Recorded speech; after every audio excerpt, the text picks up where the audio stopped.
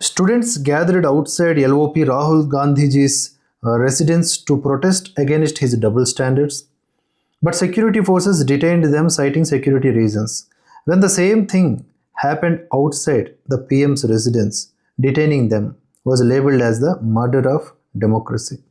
Rahulji, invite these students inside your home and hand them the resignation of the Jharkhand education minister అని చెప్పేసి ఒక visual మనం ఇప్పుడు చూద్దాం.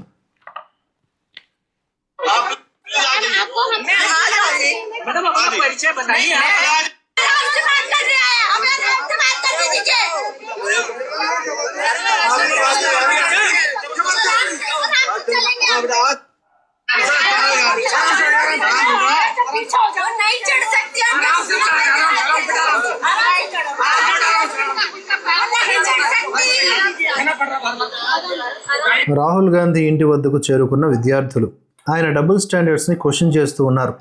జార్ఖండ్లో ఉన్న విద్యాశాఖ మంత్రి రాజీనామా చేయాలి, అతని పదవికి రాజీనామా చేయాలి. స్టూడెంట్స్ అక్కడ ఎవరైతే ఉన్నారో వాళ్ళకి మీరు మద్దతు తెలపాలి, అలా తెలపడం విషయంలో మీరు ద్వంద్వ వైఖరి కనబరుస్తూ ఉన్నారని చెప్పేసి ఈ స్టూడెంట్స్ అక్కడికి వెళ్ళారనమాట.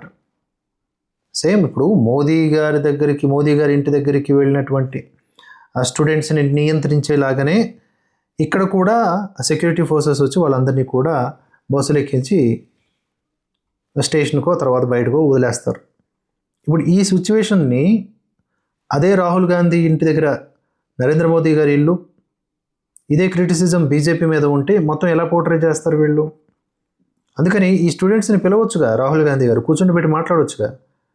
ఇలా చెయ్యి అడ్డు పెట్టి అలా ఫోజ్ ఇచ్చినటువంటి ఒక వగలాడి, ఆ వగలాడిని తీసుకొచ్చి ఒక ప్రెస్ మీట్ పెట్టారు.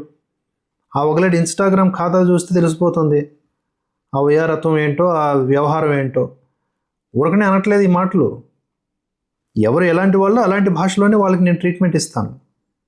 సో ఇలా అన్న వాళ్ళని అలా దగ్గరకు వచ్చి ప్రెస్ మీట్ పెట్టిన వాళ్ళు ఇదే రాహుల్ గాంధీ గారు.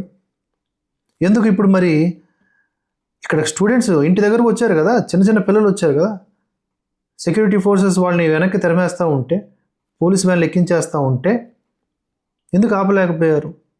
స్ట్రైట్ క్వశ్చన్ ఇది. ఇదే వీడియోని పెట్టి ఇలాంటి మాటల్ని ఇప్పుడు నెటిజన్లు సంధిస్తూ ఉన్నారు.